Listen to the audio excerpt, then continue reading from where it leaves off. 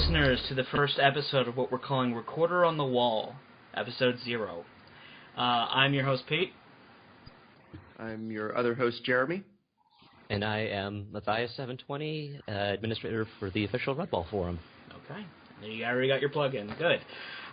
This is what we're calling Episode 0. We are just kind of having a round table on how we're going to set up the podcast. This isn't an official review yet. We will start that here in June. And hopefully get the episode up in the air before, I would say, end of June. I'm hoping. I got to read the book first. So. Yep. All right, or folks. reread it. I maybe did Brock Tree once. So, yeah. Oh, I've read it. I've lost track of how many times I read most of the books. Well, you've stayed more with the series than I did. I left about, I guess that brings to my first topic. What's our experience here? I found the series in late middle school and stayed with it through most of high school, but once it started to become really formulaic, yes, we will address that as we go across the series. I kind of got tired and moved on to other fiction. So, yeah, I maybe read Brock Tree once. What about you guys? How long have you been with the series? Go ahead. Go ahead. Okay, go ahead. Problems! So I found the series, let's see, when was that? That must have been summer of 2000 when the animated series started on PBS. I fell in love with it. School had just let out, and it was like, cool, I can watch more TV now, and oh, what's this show? Oh, it's animals. Wow, this story is really cool. I gotta look into this. Oh, it's a book?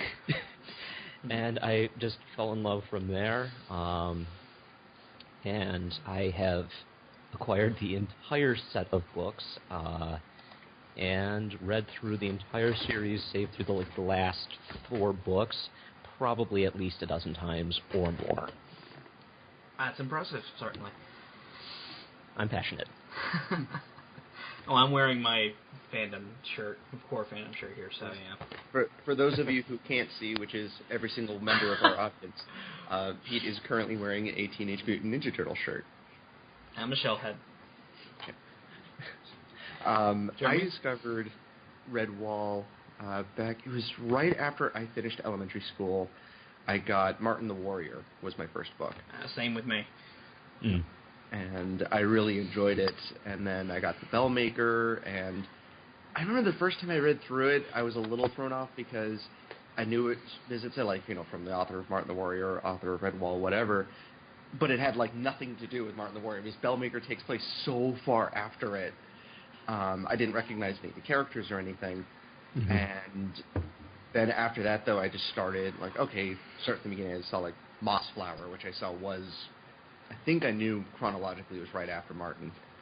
And then just kind of tumbled down from there, where I remember in 7th grade, during my winter break, I was sick both weeks of it, and so the first week I read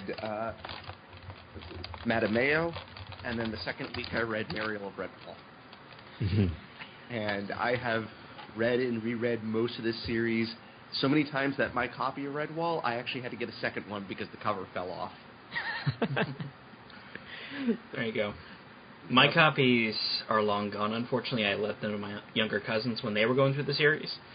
The only copy I still have, minus the one we bought when we covered the Redwall animation pilot, is my signed copy of Salamandastron. So, yeah. Nice. He was here in St. Louis years ago, so that was kind of awesome. So that's how we all discovered the series. Obviously, some of us are still more involved than others. I'm coming back to it kind of fresh after removed from more than a dozen years at this point. Like I said, I reread the original Redwall when we covered the animation show, just like the first couple of episodes.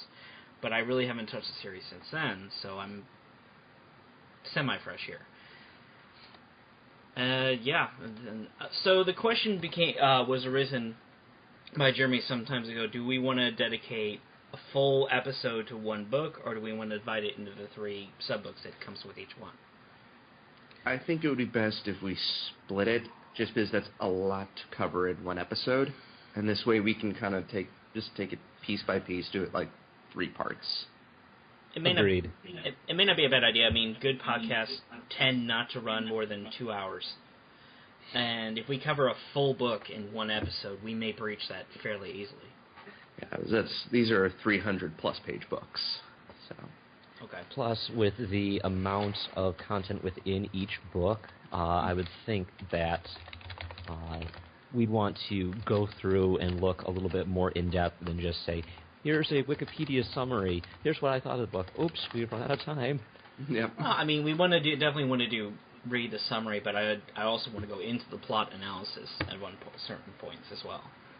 So, yeah. more than I just... I think splitting it up would be the best way to go about that. Okay. I mean, I don't argue it. I'm not going to argue with that. Now, obviously, we want to just be more than Jeremy and I talking, which is usually our banter for frustrated fans. But having regular... Yeah. It's not like I'm going to have a link to our other podcast right from the site. I am. No, of course you would never do something that... Oh, wait, you can't see me winking because I don't have a webcam. No, you never have. So, obviously, we want to have regular guests. Ideally, I want to have at minimum 3 people, if not 4. But if we start pushing 5 or 6, God help us, that's going to be a long... To let everyone contribute, that's going to add more time. Yeah. Yeah, 3 or 4 people, you can get some banter going back and forth, sharing of experiences and whatnot, and really get some time for everybody to talk about their specific views of the material. Okay. Well, that was easier than I thought. Okay. Yeah, definitely 3 or 4 guests. And as I mentioned in the pre-show before we started recording, we definitely want to link your forum here because the Reddit, where I was hoping to keep main experience, is kind of quiet, but I knew that going in. So, all right. Now, Jeremy and I debated about this back and forth on whether we want to do publishing order or chronological. I think we're leaning towards chronological. Yeah. Chronological could be beneficial, but it depends on what the intention, I think, of how you want to convey the stories. Because if we start at the very beginning and go in chronological order, we miss out on a lot of the stuff that really introduces people into the beginning of the series. Most people interacted either with one of the really early books or the first one to begin with. So, I mean, the second book I read in the series was the original Redwall, so you have a point. So maybe go in, start with Redwall, followed by Madameo, simply because it's the direct sequel, and then start back at the beginning with the lore of Lord Brocktree, and then into Martin the Warrior, etc. Yeah. What are you thinking, Jeremy? I think that's a good idea, because especially as also Redwall, since it was the first one, there was a lot of stuff in that book that's not in the other ones. Like there's random things like saying that. Yeah, there's like little lore and things that aren't in the other books just because the world was still being built. Mm-hmm. I think that's a good idea. Spain. Yeah. Yeah, where they say like that Clooney might be a Portuguese rat at one point, and there's a horse in it, which I don't think there's horses in any of it. Yeah, they don't really define that very well. Even the kind of animated series tries to gloss over that. Yeah. Yeah, it's gone within the first 2 minutes. Yeah, pretty much. And I'm okay with that, but yeah. Yeah.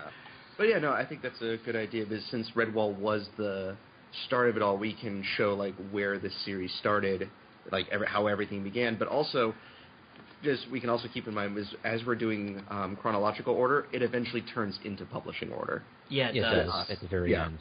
Once we hit Triss, it just kind of, or I think that's the one right after Brocktree. I think you're Brocktree was the last like prequel novel. Oh no, wait, Tagarung is the first. It was Tagarung, and then it went into Triss. Yeah. And so once we hit Tagarung, it's going to be in publishing order anyway. Tagarung's actually where I left the series, so. I left off, Rackety Tam was the last one I read in full, and then when I came back to the series, I read Hyrule Lane, and then I read, and almost regret reading Doomwhite, because that book is messed up. Yeah, that's an odd one. Oh, I'm looking forward to when we get to it, then. That one is dark. Think So you're Madame telling Mayo, me... but like 10 times worse. So you're saying the author had a Tarantino phase. So I think he was, I don't know if he was angry or something, or he just watched like a horror film and then decided, maybe I can incorporate that into the series. But yeah, it's pretty nuts. Okay. Well, noted. One thing I was thinking about that I kind of would like to do is as we go, when we get to each book, we take that villain and kind of compare them back to the previous book chronologically, or just the previous villains that we've seen. Just kind of do like a comparison and see how each one kind of measures up. Okay. I like the sound of that. Let me add that to the segments. I think we need a better term than bad guy measure up, but that's just one to write down for them. Oh yeah, that's just off the top of my head. And then also we could do that with like the main protagonist of each one, if there is like a central protagonist for each one. Because I know some of them is more like groups of characters. Right. Like Madame Mayo there was no real central main character of that one. They were all, for the most part, they were kind of equally featured. Mm-hmm. Well, it follows that thing where it's some of the books have that central main protagonist that we follow, and then you got all the B and C stories that follow afterwards.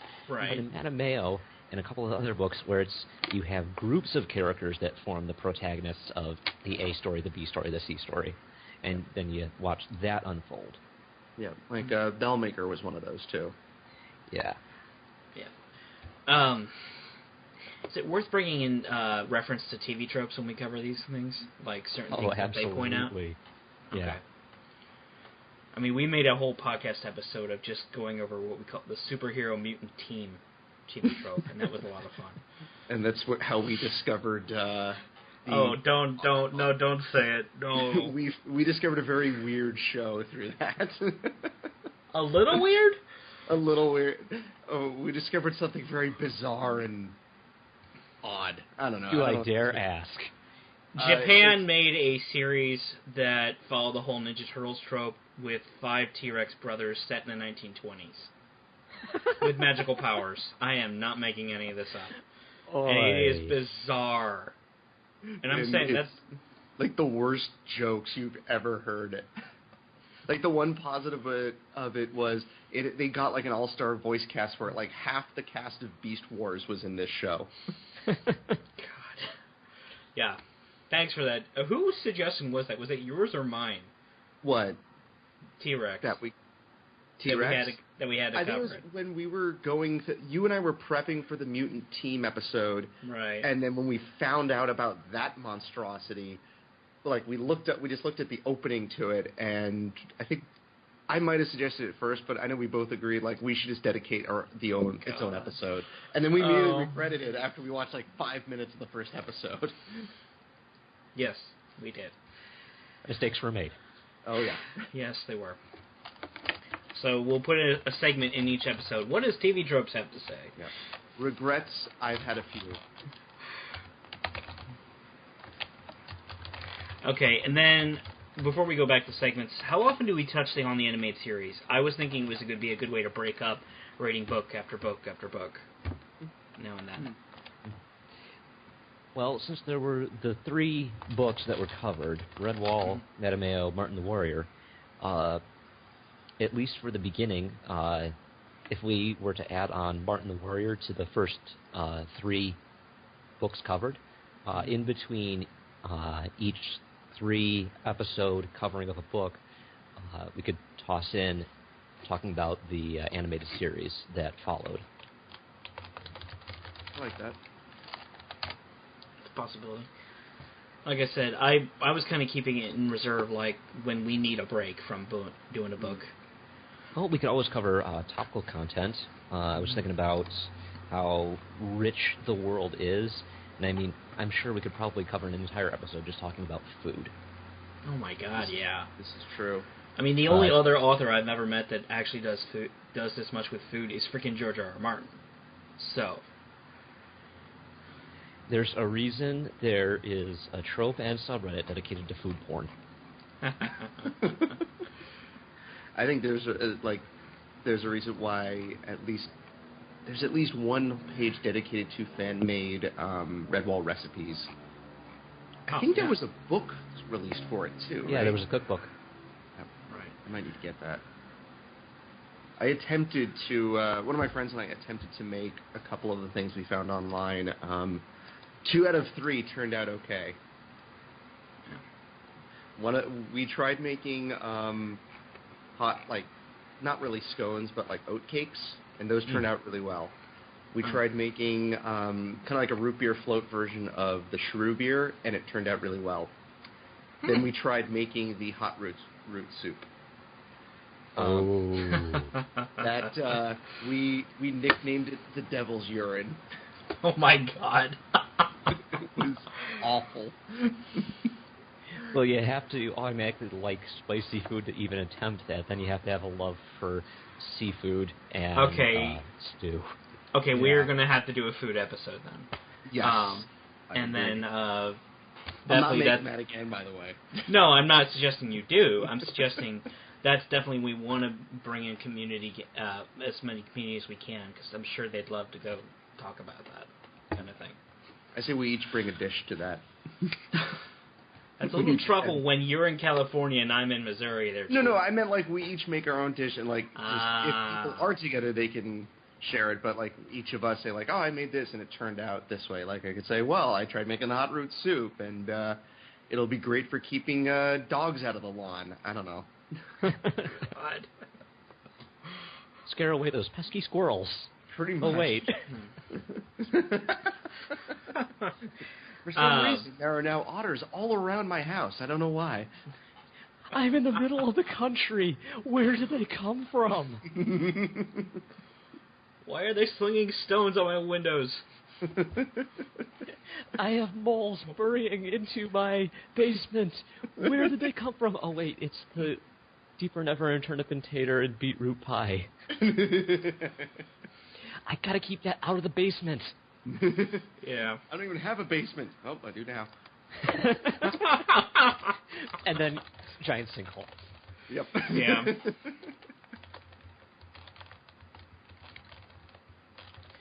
Alright. And then, so, that being said, the other thing I want to do is have guests more, who, like, whether fan artists, certainly, or even fan musicians.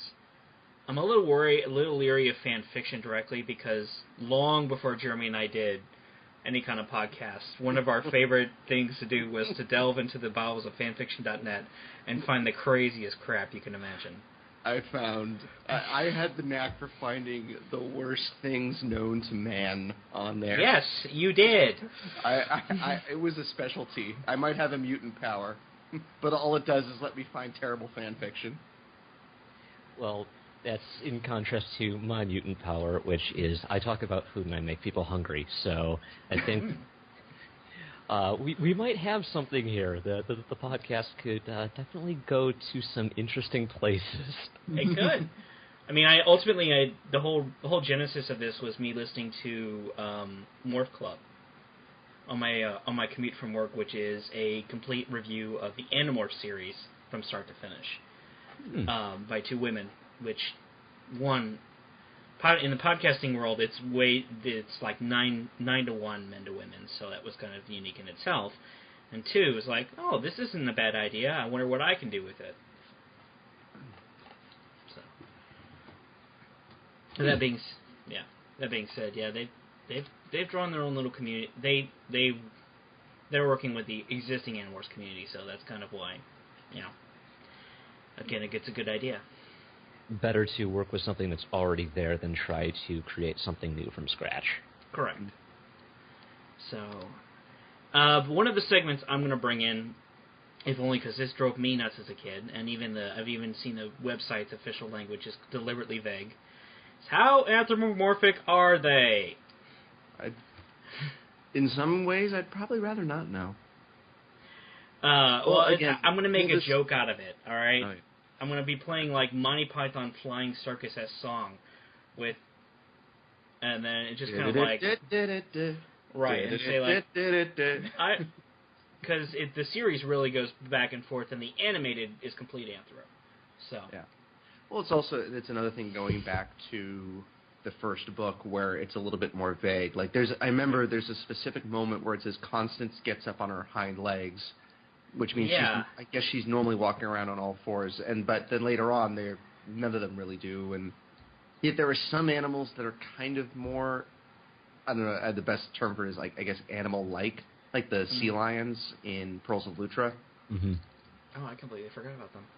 Yep. Do not ask me to try to imitate them. No. I'm not going to. No, we're not going. The other thing is, I'm going to, again, and Matthias, you brought this up in our chats on Reddit. Yeah, we're going to, and I've talked to Jeremy about this, is we're going to be a little bit more strict with ourselves on language and tone on how we approach this. We censor ourselves anyway, most of the time.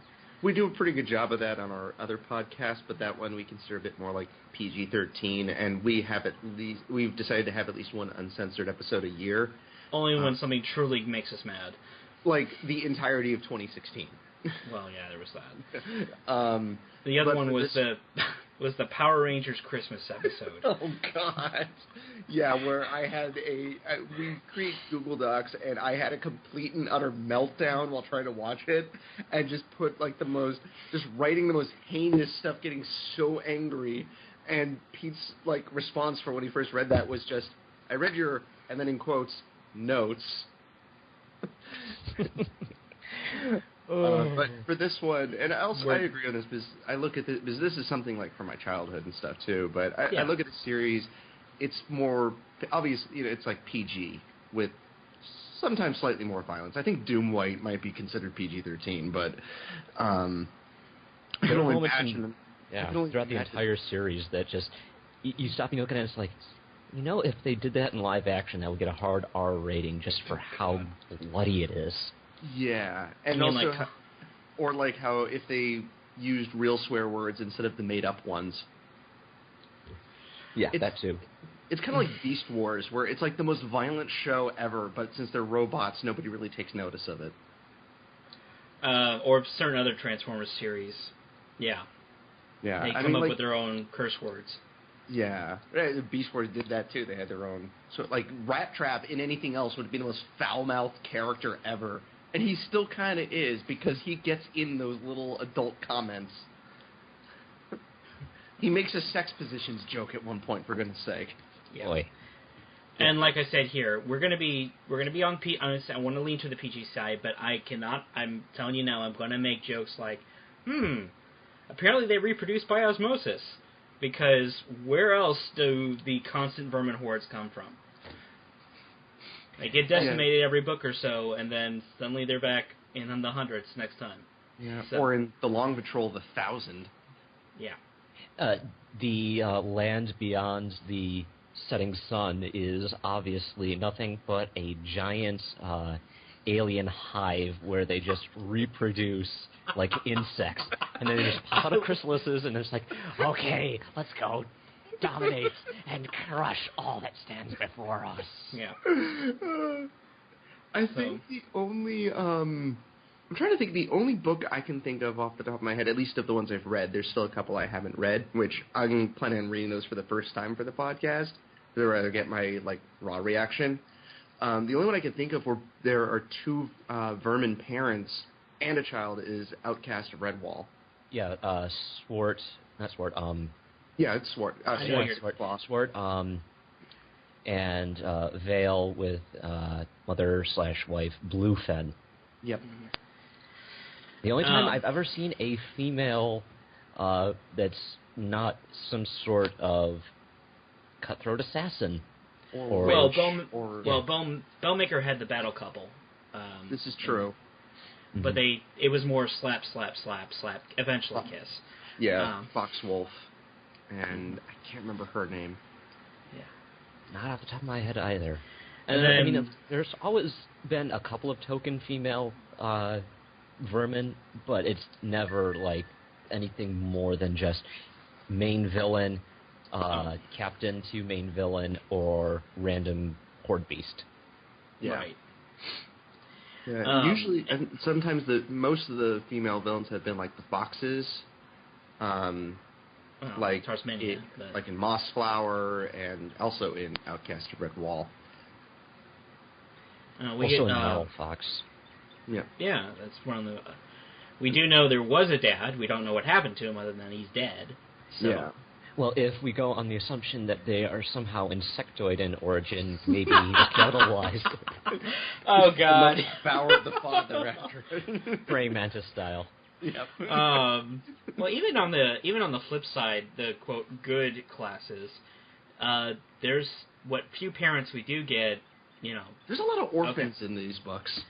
Yeah, there is. And Surprising amount. Yeah. Yeah, there is. And like in Bellmaker, there's a ton of kids, but you don't see any of their parents. One of the books outright implies that the Abbey's stocked with only old people and young kids, and then suddenly by the end of it, they have able-bodied, and it's like, okay, where do they come from? Yeah, that sounds familiar. So that's what the Abbey Gardens are for. Oh my God. Cabbage Patch style? Is that going to be our running joke then? Well, since we don't have any swans, and I don't think the bats leave their caves, it's obviously you find them in the Cabbage Patch. There we go. That's good.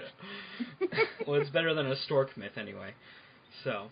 Then the what myth? A stork. Oh, S-T-O-R-K. Well, the storks would be main characters of the story then.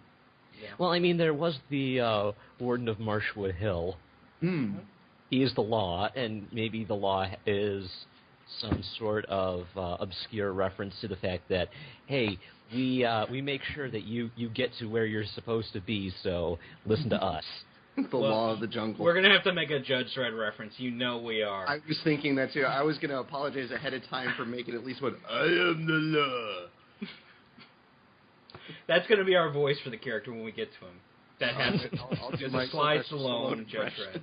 Dredd. Yeah. Follow me through the marsh. I am the law. It's funny because I have to like distort my mouth whenever I do that, like move my jaw to the side. I'm going to be in a lot of pain when we get through that episode. Well, we can record you once and then kind of repeat it as necessary. So it'll be like the robot, the Roadrunner with meep. Don't you mean meep, Yeah. meep? No, but they only recorded it once and then doubled it. Cheap bastards. We'll figure it out. Yeah, but okay, then we'll definitely start with Redwall and then go from there. All right. I got more to do with. You saw the website. There's a little bit more yet to do with it, but we'll start. Let's shoot for having the book read by. Let's say what is June? I'm looking at the calendar here.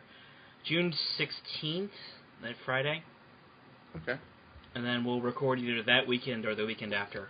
And I can fax it. We'll have a Google Doc set up for that too, so we can add our notes as we go. Okay. And Matthias, when do you want to start posting to your board? Do you think was a good idea? Well, as soon as this is edited and ready for upload, just let me know, and I can have a topic created very quickly. Okay. I'm going to probably do it this next week. I'm going to edit. There doesn't sound like we need to do much editing from what I'm hearing, but other than some maybe audio levels, but I'll definitely go through that. I'll try and get it done by Friday. Okay. So, and we'll go from there. All right. Is there any other points I missed, or any other ideas for a segment you guys have?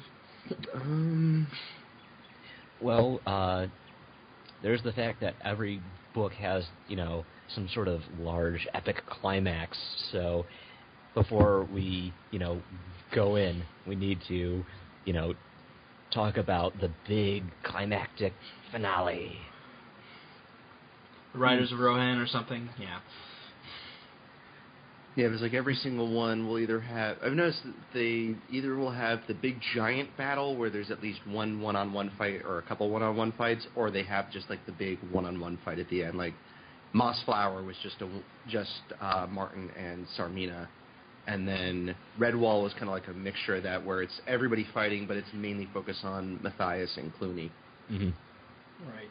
And then there's the Long Patrol, which is just all-out war. Army versus army. Who will win? Well, of course we know who's going to win. Oh, okay. Are we going to have to do like a fake trailer kind of thing? In a world where two sets of armies are locked into a large battle, who will win? where the spawn of the insectoid aliens face off against the Cabbage Patch Kids. Oh my god. Okay, we definitely have to have something along those lines. Oh my god. At least for one or two of the books, yeah. Oh, yeah. In a world, one mouse will make a difference. And then, like, for Monster, in a world, one mouse will make a difference. Again. Are you sensing a pattern with the third movie? Here we It'd be go. like that. It'd be like that fake Ben Stiller movies from the start of Tropic Thunder. That's what I'm just saying. Here we go again. Again. Like that idea. All right. Nah, this is good. And you watched him as he did it 6 more times. What's that that fake horror movie trailer? The sociopathic killer who goes very, very slowly and it's just slapping the guy with a spoon. Well, I didn't see that. I've never. No, you're gonna have to share that because I've never seen that. I haven't seen that. It's basically just this supernatural monstrosity zombie thing in a hoodie that's just chasing this guy with a spoon and just hits him over and over again with a slow, painful Man, well, Freddy Krueger's lost his touch, you know. That's the PG Freddy Krueger. He can't use knives. He has the spoon. Oh no, better yet, it's the animated series the '80s made of Freddy Krueger, like they did for all the other R-rated properties. I could just see that it ends with "Here's Freddy." Oh, and it sounds like, from what we hear, Matthias, we're both born '84, so it sounds like you're a little younger than we are. Yeah, 90. Yeah, you missed some of the most bizarre cartoons to come out of the '80s. Not because the plots wasn't bad, because literally in the '80s they took R-rated properties like frickin' RoboCop And or Conan. And made them for kids. Oh, yeah. and made them for kids. Yeah. I've seen the toys. Oh my god. Closest There was a thing I Rambo have- cartoon. Closest thing I have is grew up with my dad showing me episodes of The Tick. Nice. Apparently, there's a new one coming to Netflix for that. So. Well, I know Amazon had I don't know if it's still going, but they had like a Tick series going on. I don't know how. I'm going to stop recording then. I think we're good. Unless All right. Well, everyone, looking forward to episode 1. Woo! We'll see you in a few weeks.